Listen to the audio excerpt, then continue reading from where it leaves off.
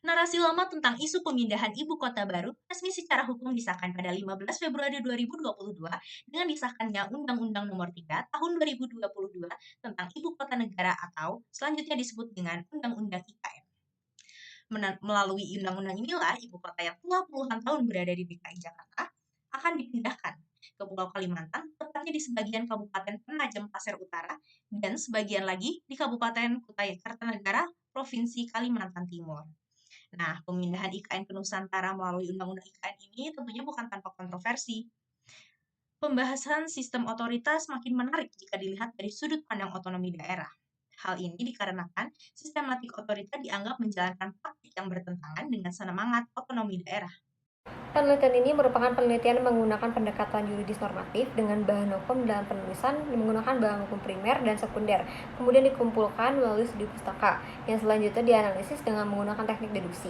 Teknik pengumpulan data dalam tinjauan ini menggunakan studi literatur, yakni menggunakan data sekunder yang diperoleh dari berbagai artikel ilmiah, berupa artikel berita, jurnal, dan laporan-laporan penelitian yang terkait untuk diolah dan dianalisa lebih lanjut dengan permasalahan yang dikaji.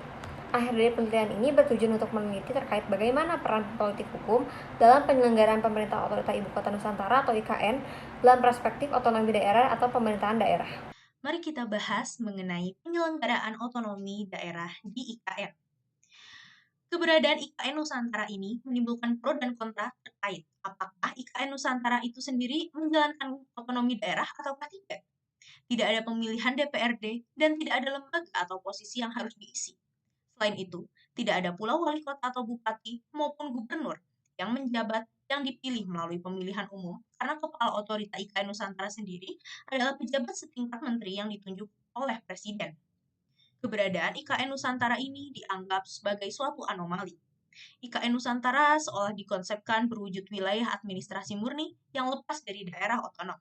Padahal seharusnya, dalam konsep kewilayahan di Indonesia, wilayah administrasi tidaklah bisa berdiri sendiri tanpa adanya daerah otonom.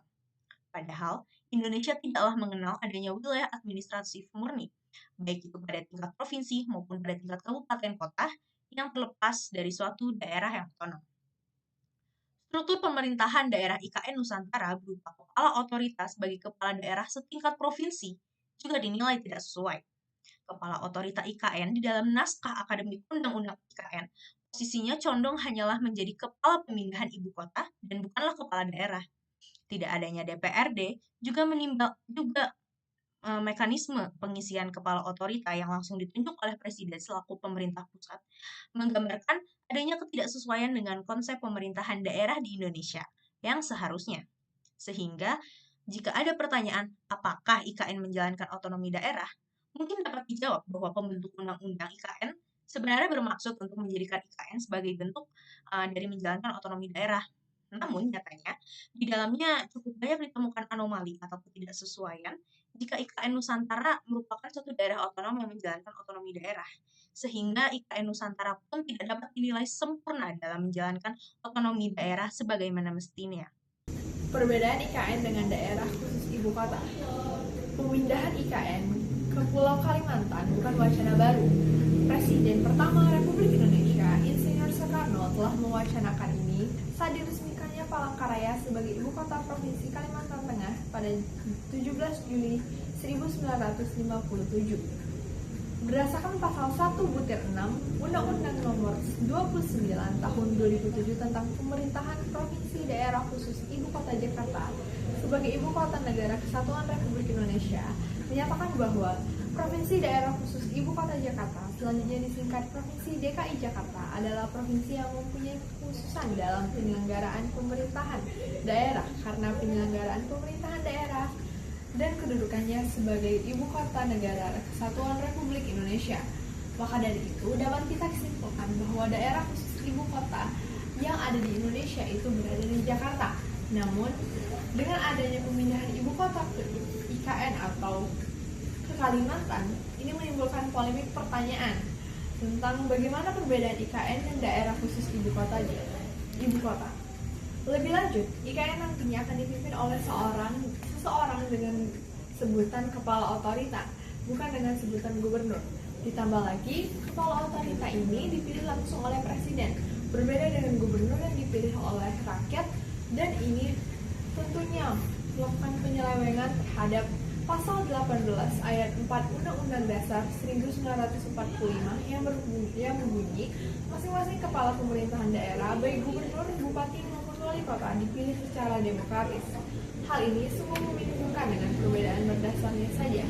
Nantinya secara keseluruhan pemerintahan Indonesia akan dipindahkan ke IKN. Pembahasan selanjutnya adalah mengenai perbedaan IKN dengan daerah otonom biasa. Di sini saya meng-highlight ada 5 poin perbedaan. Poin yang pertama adalah yang berbeda dengan pemerintahan daerah lain. Pemerintah daerah khusus Ibu Kota Nusantara adalah lembaga yang setara dengan kementerian yang menyelenggarakan urusan pemerintahan di daerah otorita Ibu Kota Nusantara. Hal ini berdasarkan pasal 4 ayat 1 huruf B Undang-Undang IKN, yang mana otorita IKN bertanggung jawab pada kegiatan persiapan, pembangunan, dan pemindahan ibu kota negara, serta penyelenggara pemerintah daerah khusus IKN. Lalu poin yang kedua, IKN pun menganut struktur pemerintahan yang berbeda dari konsep pemerintahan daerah dalam Undang-Undang Dasar. Hal ini terbukti sebagaimana yang tertera dalam pasal 1 ayat 10 Undang-Undang IKN, bahwa daerah khusus ibu kota Nusantara dikepalai oleh kepala otoritas sebagai kepala pemerintahan. Padahal, dalam pasal 1 ayat 2 Undang-Undang IKN, dijelaskan bahwa ibu kota Nusantara adalah satuan pemerintahan daerah yang bersifat khusus tingkat provinsi. Namun apabila wilayah ibu kota Nusantara kemudian dinyatakan setingkat provinsi, seharusnya kepala daerah tersebut merupakan gubernur sebagaimana ketentuan pasal 18 ayat 4 Undang-Undang Dasar 1945 yang menyatakan bahwa gubernur, bupati, dan wali kota masing-masing sebagai kepala pemerintah daerah, provinsi, kabupaten, dan kota dipilih secara demokratis. Lalu untuk poin yang ketiga, dalam hal mekanisme pemilihan sebagaimana pasal 5 Undang-Undang IKN, kepala otorita ditunjuk, diangkat, dan diberhentikan oleh presiden setelah berkonsultasi dengan DPR. Berbeda dengan daerah otonomi biasa yang kepala daerahnya dipilih secara demokratis. Dengan ini terlihat bahwa kekhususan daerah otorita Ibu Kota Nusantara salah satunya terdapat pada proses pemilihan umum. Lalu yang poin keempat, di Ibu Kota Nusantara hanya diselenggarakan pemilihan umum presiden dan wakil presiden, pemilu anggota DPR, dan pemilu anggota DPD. Berbeda dengan daerah lain yang juga memilih kepala daerah dan DPRD provinsi atau DPRD kabupaten atau kota. Lalu untuk poin perbedaan yang terakhir, Undang-Undang IKN ini tidak mengakomodir keberadaan DPRD sebagai perwakilan rakyat, karena secara konseptual ketiadaan DPRD tersebut baik pada tingkat provinsi maupun kabupaten dan kota sebenarnya bertentangan dengan pasal 18 ayat 3 Undang-Undang Dasar yang menyatakan bahwa pemerintah daerah, provinsi, daerah, kabupaten, dan kota itu seharusnya memiliki DPRD. Jadi meskipun dianggap sebagai daerah khusus, ketiadaan DPRD ini dianggap menerobos otonomi daerah yang salah satu wujudnya adalah pemerintah daerah yang dijalankan oleh rakyat atau adanya wakil rakyat di daerah tersebut. Otorita IKN diberikan 2 jenis kewenangan khusus, kewenangan atributif dan kewenangan delegatif. Kewenangan atributif adalah kewenangan yang secara eksplisit disebutkan dalam UU IKN.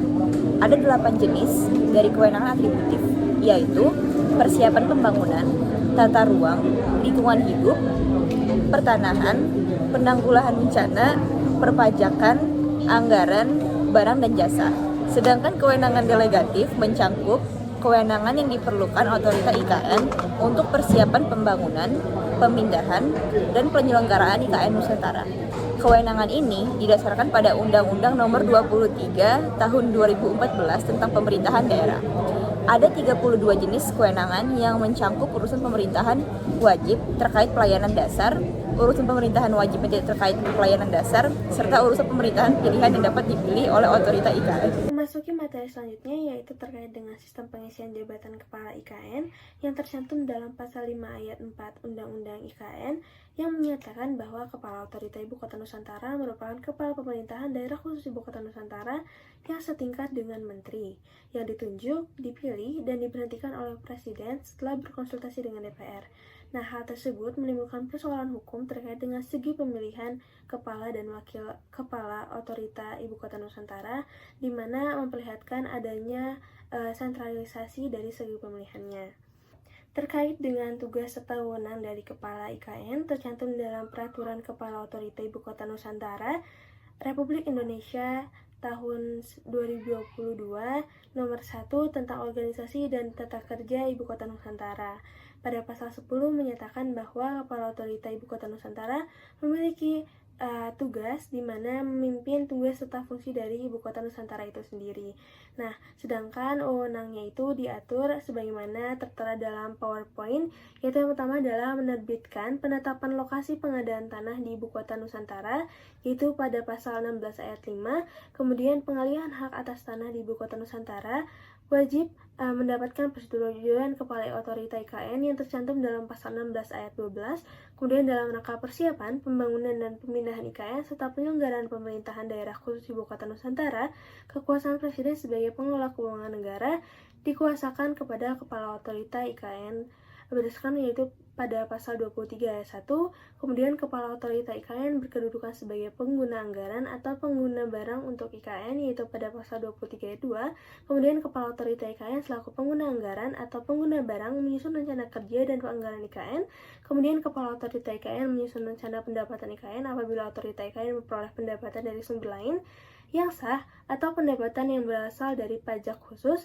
atau pungutan khusus dari sumber lain yang sah, yaitu berdasarkan pada pasal 25 ayat 2. Kemudian Kepala Otorita IKN merupakan pengguna dan barang atas barang yang milik negara dan aset dalam pengusahaan yang berada dalam pengelolaannya. Kepala IKN sebagai Kepala Daerah Khusus Ibu Kota Nusantara seperti tertuang dalam pasal 5 ayat 6 Undang-Undang IKN menyatakan bahwa Kepala Otorita Ibu Kota Nusantara merupakan Kepala Pemerintahan Daerah Khusus Ibu Kota Nusantara yang tugas dan fungsinya tercantum dalam Undang-Undang Nomor 62 Tahun 2022 tentang Kepala Otorita Ibu Kota Nusantara yang menyebutkan bahwa Kepala Otorita Ibu Kota Nusantara ini memiliki tugas sebagai pemimpin dan pelaksana dari tugas serta fungsi dari Otorita Ibu Kota Nusantara itu sendiri. Nah, sistem pemerintahan seperti ini itu dijalankan bermaksud sebagai suatu sistem pemerintahan yang visioner. Selanjutnya, saya akan membahas mengenai pertanyaan bagaimana hubungan IKN dengan Presiden dan para Menteri. Penyelenggaraan pemerintahan suatu negara demokrasi dilaksanakan oleh badan eksekutif sebagai pemegang kekuasaan tertinggi yang dikepalai oleh Presiden dan Wakil Presiden sebagai pemegang kekuasaan dalam menjalankan roda pemerintahan. Kekuasaan eksekutif ini memiliki tanggung jawab penuh atas pembangunan serta kemajuan negara. Dalam hal pembangunan ibu kota negara, selain harus didukung dengan alasan yang kuat, tetapi juga harus didukung dengan regulasi yang nantinya mendukung efektivitas pelaksanaannya. Regulasi tersebut harus dibentuk berdasarkan tujuan hukum dan juga tujuan negara. Undang-undang mengenai Ibu Kota Nusantara sendiri telah dibentuk dan ditetapkan pada 15 Februari tahun 2022 sebagai bentuk program rencana pembangunan dan rencana kerja pemerintahan Ibu Kota Negara. Dalam Undang-Undang Nomor 3 Tahun 2022 tentang IKN sendiri, dijelaskan dalam pasal 4 ayat 2 bahwa pengalihan kedudukan, fungsi, dan peran Ibu Kota Negara dari Provinsi DKI Jakarta ke Ibu Kota Nusantara ditetapkan dengan keputusan Presiden. Adanya keputusan Presiden ini berarti bahwa Presiden memiliki wewenang untuk menetapkan lokasi yang tepat bagi pembangunan Ibu Kota Negara baru berdasarkan pertimbangan yang strategis, geografis, sosial, ekonomi, dan lingkungan.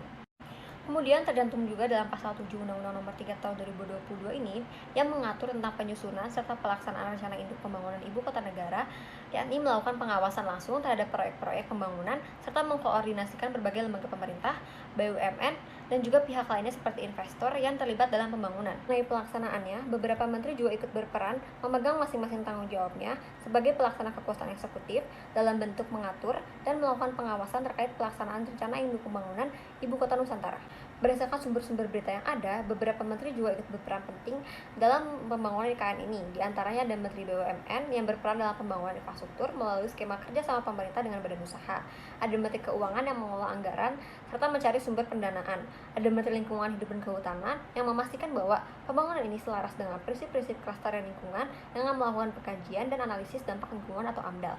Kemudian ada Menteri Agraria dan Tata Ruang yang mengatur tata ruang dan pertanahan serta melakukan pembebasan lahan. Kemudian ada Menteri Pendayagunaan Aparatur Negara dan Reformasi Birokrasi yang menyiapkan aparatur sipil negara atau ASN untuk dipindahkan ke IKN. Dan ada Menteri Pekerjaan Umum dan Perumahan Rakyat yang bertanggung jawab atas pembangunan infrastruktur dasar serta menyusun strategi pembangunan berkelanjutan yang ramah lingkungan. Berdasarkan pemaparan yang sudah dijelaskan sebelumnya, dapat disimpulkan bahwa Undang-Undang Nomor 3 Tahun 2022 merupakan dasar hukum pembentukan pemerintah daerah khusus Ibu Kota Nusantara. Akan tetapi, terdapat beberapa anomali pada Undang-Undang IKN dalam konteks otonomi daerah yang menuai pro dan kontra.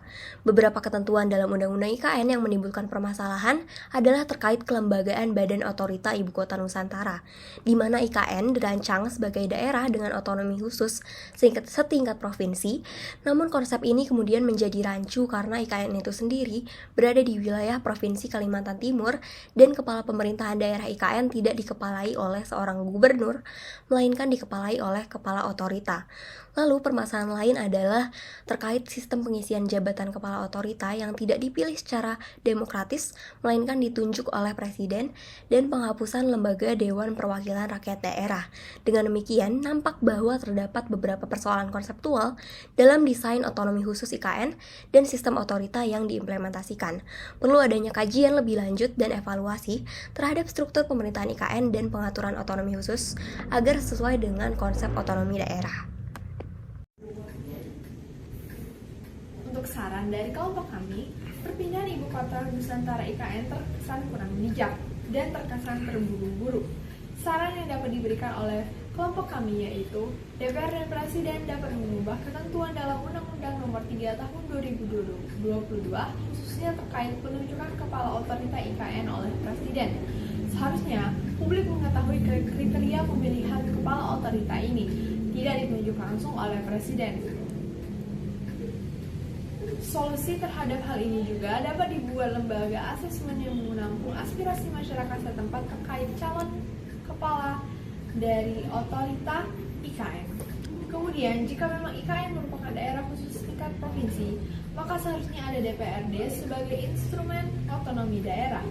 Lalu, demi kesejahteraan rakyat, pemerintahan sebaiknya membersihkan proses kegiatan birokrasi dari fenomena korupsi, kolusi, dan nepotisme. Untuk mempertahankan kesatuan negara, diperlukan juga transparansi proses yang dilakukan oleh pemerintah dalam menyelenggarakan tugas dan wewenangnya. Pemerintah harus memperhatikan berbagai faktor yang penting seperti kesejahteraan rakyat dan efisiensi dari pemindahan IKN ini.